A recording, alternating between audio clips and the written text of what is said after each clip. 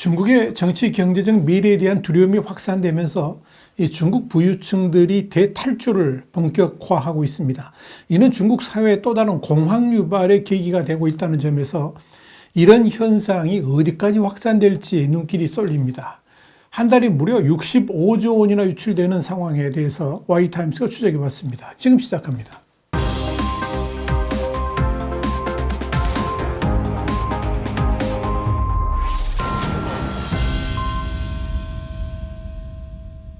뉴욕타임즈는 현지 시간으로 28일 중국의 부유층들이 팬데믹 이후의 경기 회복에 대한 불안감과 그동안 가계의 주요 자산 창고인 부동산의 걱정스러운 둔화와 같은 현상들에 대한 우려가 확산되면서 사실상 공황 상태에 빠져 있다 그러면서 이런 상황에서 기업을 단속하고 사회 곳곳에서 정부의 장악력을 강화한 시진핑 국가주석의 경제 방향에 대한 일부 중국인들의 두려움이 부유층들의 중국 엑소더스로 나타나고 있다고 보도했습니다.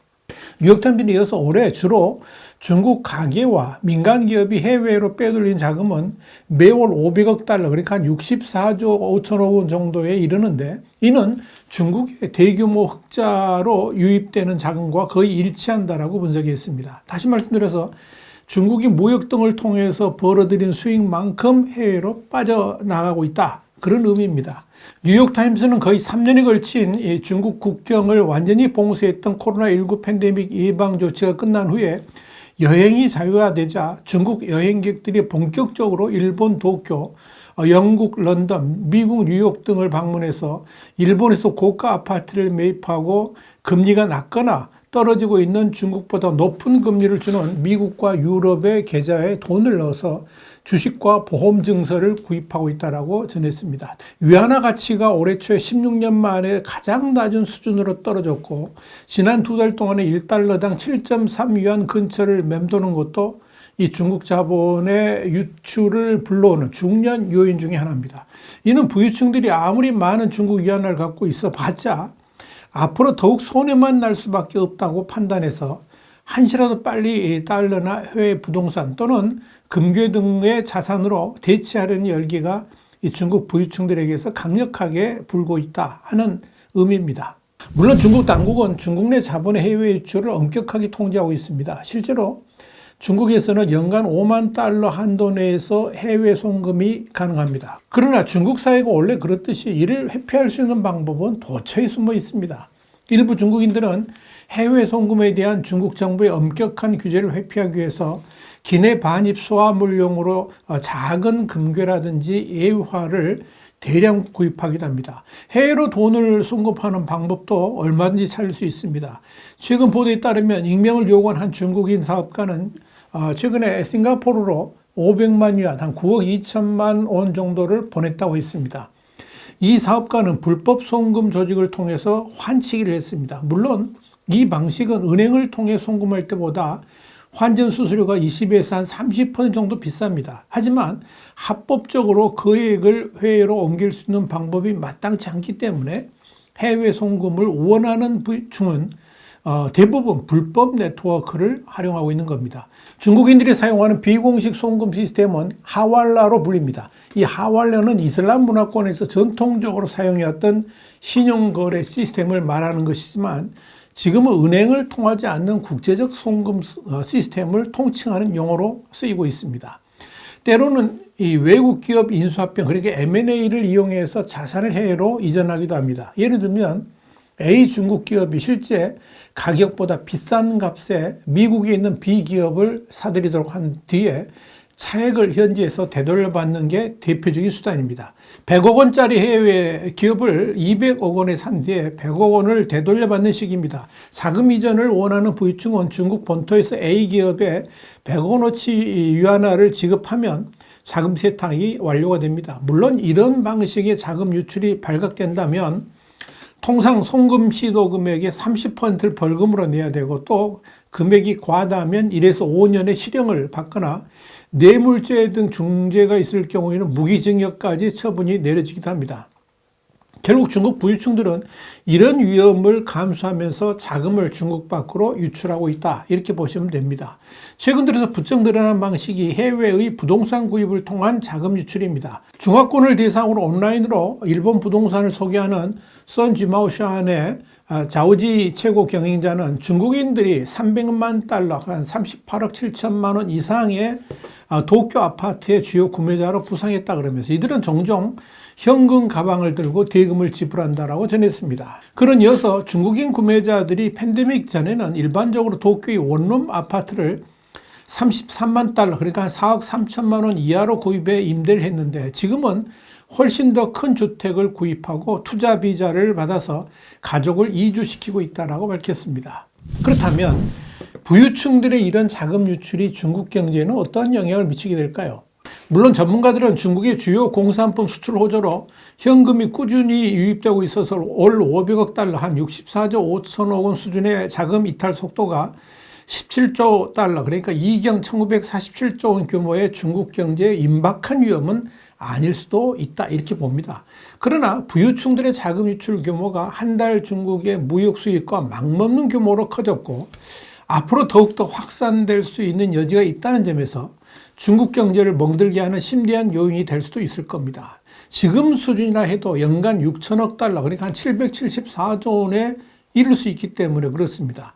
특히 대규모 자금 유출이 최근 수십 년 동안 라틴 아메리카와 동남아시아에서 금융 위기를 초래를 했고 2015년 말부터 2016년 초에는 중국에서도 이 같은 문제가 발생했다는 점을 고려한다면 이 중국 당국도 경각심을 가지고 대응할 수밖에 없다 하는 의미입니다.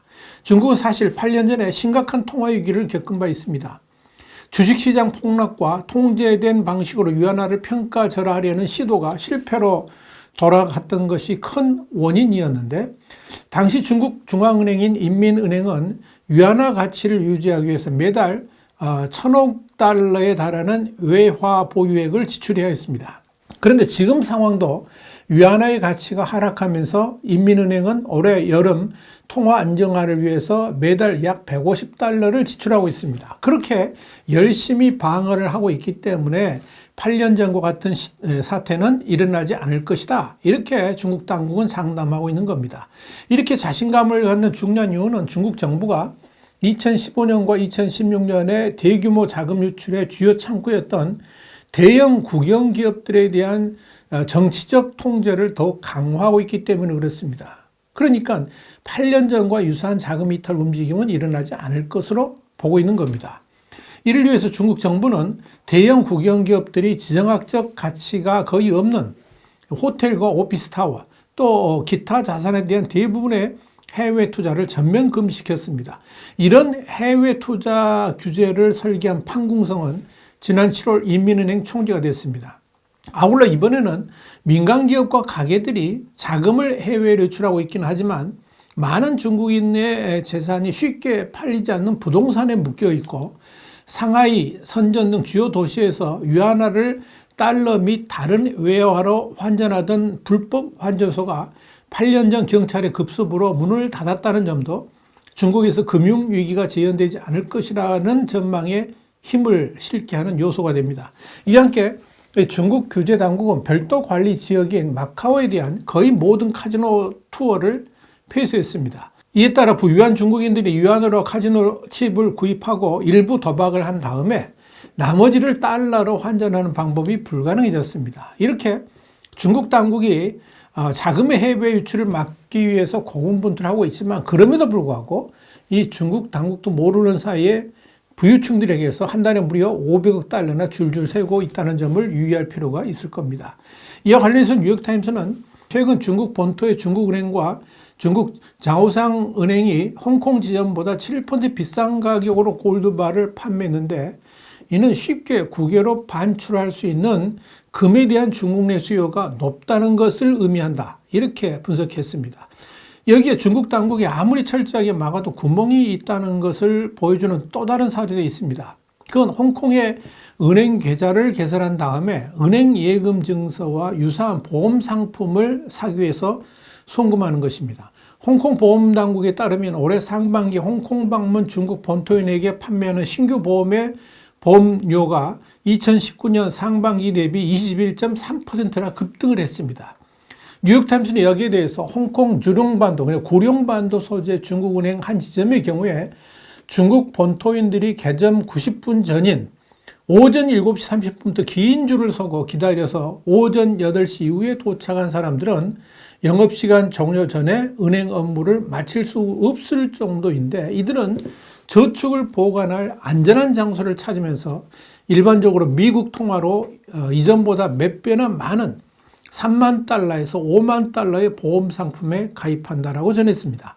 뉴욕타임스는 이어서 중국에는 여전히 막강한 자본을 가진 사람들이 많이 있다 그러면서 그들은 가치를 보존할 수 있는 투자 패키지를 꾸준히 찾고 있다라고 밝혔습니다. 그 말은 돈을 중국 밖으로 빼내갈 방법만 있다면 얼마든지 도전하게 될 것이라는 의미입니다.